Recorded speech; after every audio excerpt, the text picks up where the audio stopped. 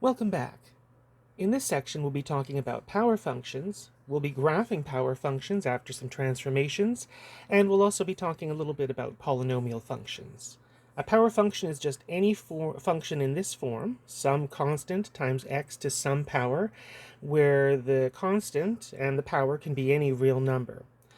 All of the functions that I have below here, these are all power functions. F of x is pretty obviously a power function, but all of the rest of them could be rewritten in that form of some constant times x to a power.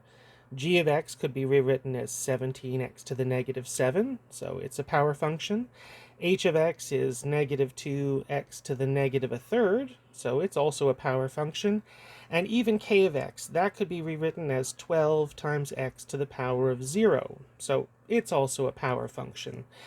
The functions that we have below, though, a of x, b of x, and c of x, they're all not power functions for various reasons.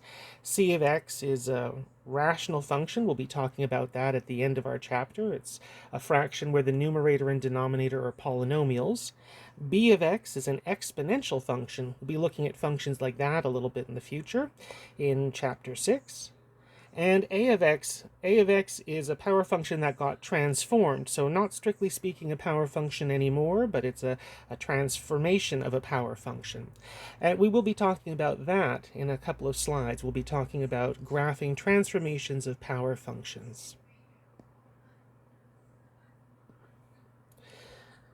Now, of course, before we can start talking about graphing power functions after transformations, we need to know what they look like. And some good news is that when the power is an integer, positive number or negative number, that's a whole number, then we know what the shape will be. If we're talking about the graph of x to the n, where n is any positive even number, so 2, 4, 6, 8, whatever, all of these functions will look kind of like our parabola y equals x squared, and they'll all pass through the same points that y equals x squared also passes through. So this graph could be y equals x squared, but it could be y equals x to the 4, or it could be x to the 6, or x to the 8, or any other even power. On the other hand, if we're talking about n being some sort of an odd positive number, well, then those graphs will all look like y equals x cubed. And again, having the same basic 3 points that y equals x cubed does. 1, 1, 0, 0, and negative 1, negative 1. So this graph could be y equals x cubed, or it could be y equals x to the 5, or x to the 7, or any other function, y equals x to a power where the power is an odd positive number.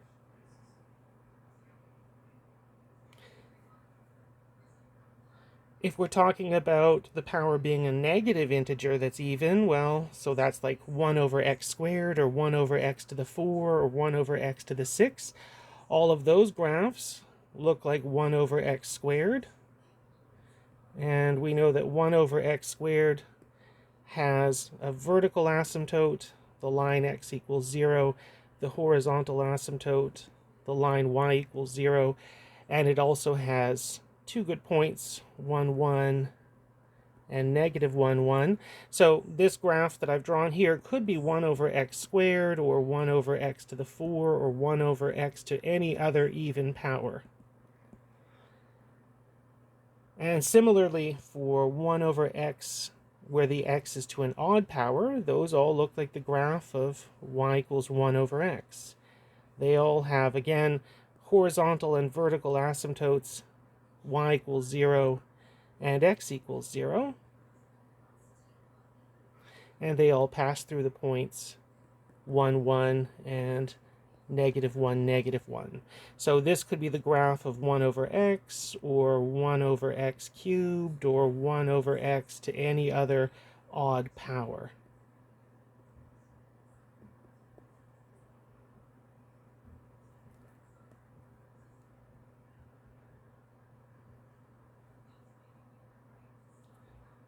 So now what we want to do is look at graphing this equation, y equals 1 minus 2x to the 7, which if I just wanted to be a little bit careful here, I should rewrite it as maybe negative 2x to the 7 plus 1.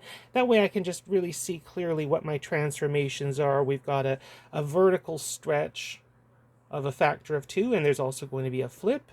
And then we also have a shift upwards by 1 unit. So the basic shape for this graph is y equals x to the 7, which we know should pass through the points 1, 1, 0, 0, and negative 1, negative 1. So y equals x to the 7 should look a little like this. Our second graph will do. This is the one we'll carry out our vertical stretch and flip. So since we are stretching by a factor of 2 and also flipping, we're going to multiply all of the y values for our points by negative 2. So 1, 1 now becomes the point 1, negative 2. 0, 0 stays where it is. And negative 1 moves up to be at negative 1, positive 2.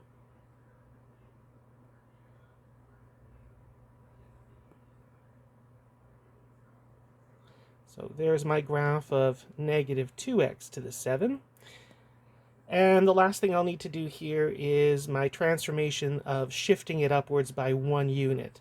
Shifting it upwards by 1 unit, I'd be adding 1 to every one of my points in the y-coordinate.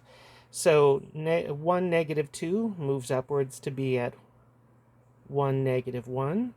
0, 0 moves upwards to be at 0, 1. And negative 1, 2 moves upwards by 1 to be at negative 1, 3.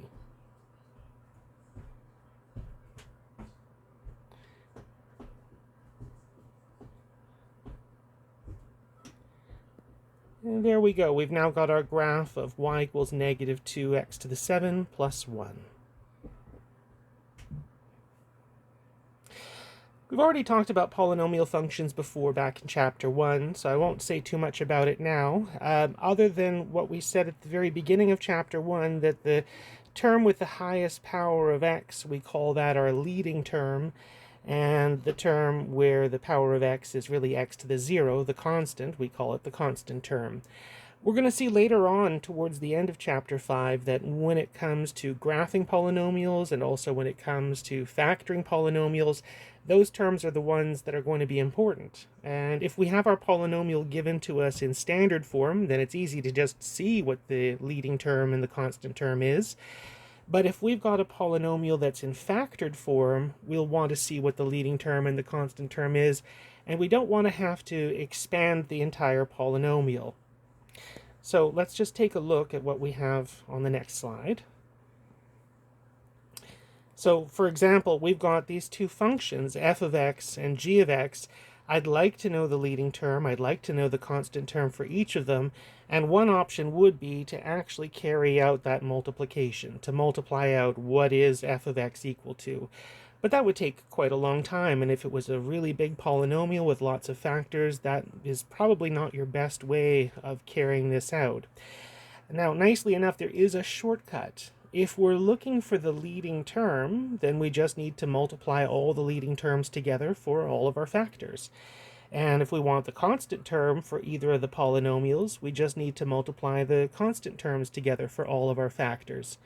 We have to be a little careful here, though, because when we're looking at this, when I say factors, for f of x, for example, there really are 4 factors. 3 factors that involve x's, but 1 factor that's just a constant factor. So when I'm looking at the leading term for f, and I want to find the leading term, I'll do it by multiplying the leading terms together of all the factors, the 4, the 3x, the x squared, and the 2x.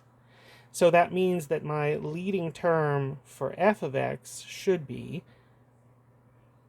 24x to the 4. And that means for f, the degree is 4. For g of x, if I wanted to find out what its leading term is, I have the leading term of each of my factors that needs to be multiplied together. I have that first factor, x, which is being squared. I have the next factor, 5x minus 1. Its leading term is 5x. And 3x plus 4, its leading term is 3x. So we have 15x to the 4. So g of x is also a degree 4 polynomial. As far as the constant term goes, we do the same thing. We'll multiply together the constants for terms for all of our factors. So for f of x, the constant terms are 4 from the first factor, negative 1 from the next factor, 3 from the next factor, and negative 5 from the next factor. And that gives me a constant term of positive 60. For g of x, our very first factor is just x squared, and for that factor, you could really think of it as x squared plus 0. The constant term for that first factor is just 0. So for g, the constant term is 0, the first factor's constant term, times negative 1, the second factor's constant term, times 4, the last factor's constant term. In other words, the constant term for g of x is just 0.